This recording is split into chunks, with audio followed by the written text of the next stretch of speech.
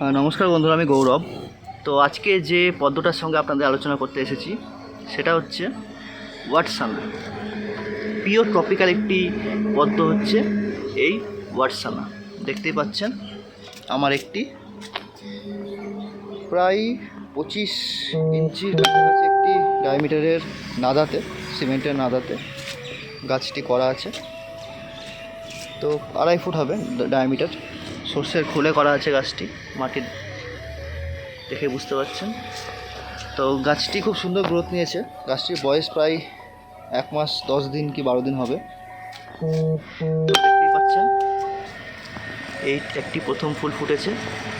প্রথম ফুল কিন্তু ইম্যাচিওর ফুল, তাও কিন্তু বেশ অনেকটাই বড় হয়েছে। হাতের সাইজে দেখতেই পাচ্ছেন কতটা বড় ফুল হয়েছে। এটি আমার দ্বিতীয় সবথেকে পছন্দের একটি আইডি, সবথেকে প্রিয় আইডি জানেনই আপনারা, এটা হচ্ছে আখিলা, এটা হচ্ছে ওয়াটসানা। এটা আমার সেকেন্ডে আছে, পছন্দের তালিকায় সেকেন্ডে। কারণটা বলে দিচ্ছি, একের পর এক কুড়ি আসে। গাছটি কিন্তু এখনও বড় জায়গাতে ঠিকঠাক খাপ খাইয়ে নিতে পারেনি। পাতাগুলো দেখতেই পাচ্ছেন, জাইগ্যান্টিক সাইজ, একদম বিরাট বড় সাইজের পাতা হয়েছে। প্রথম ফুল ফুটেছে। এটা যখন এই বড় জায়গাতে মানিয়ে নেবে তখন এটা থেকে প্রচুর স্ট্যান্ড লিফ উঠবে এবং প্রত্যেকটা স্ট্যান্ড লিফে একটি করে কুড়ি থাকবে। কন্টিনিউ ফুল দেয় দুর্গা পুজো অবধি, জগদ্ধাত্রী পুজো অবধি কন্টিনিউ ফুল পাওয়া যায় ওয়াটসানা থেকে।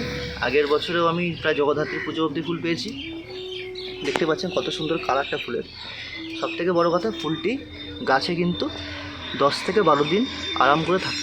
এত রোদের মধ্যেও কম করে হলেও 10 দিন ফুলটি অবিকৃত অবস্থায় থাকবে। তো এনার হাইব্রিডাইজার ওয়াটসানা খামসুমা, থাইল্যান্ডের বাসিন্দা। উনি এটা হাইব্রিডাইজেশন করেছেন। তো ওনার নাম থেকেই উনি যে নামকরণ করেছেন ওয়াটসানা। মানে পদ্মের জগতে, থোকা পদ্মের জগতে অন্যতম একটি শ্রেষ্ঠ ভ্যারাইটি হচ্ছে এই ওয়াটসানা। দেখতেই পাচ্ছেন 2.5 ফুট ডায়ামিটারের একটি নাদাতে করা আছে। পাতার সাইজ দেখছেন কত বড় বড় হয়েছে। সর্ষের খোলে গাছ করলে এটা একটি প্লাস পয়েন্ট, যে তীব্র রোদেও কিন্তু গাছের কিন্তু সেরকম কোনো ক্ষতি হয় না, কারণ পাতাতেই কিন্তু গার্ড থাকে।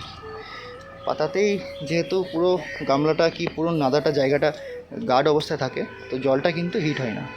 কিন্তু যেমন পজিটিভ সাইন আছে, একটি নেগেটিভ দিকও আছে।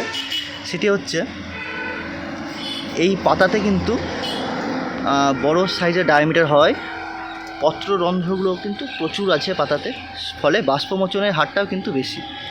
তো বাষ্পমোচনের জন্য জল কিন্তু খুব তাড়াতাড়ি নিঃশেষ হয়ে যায়।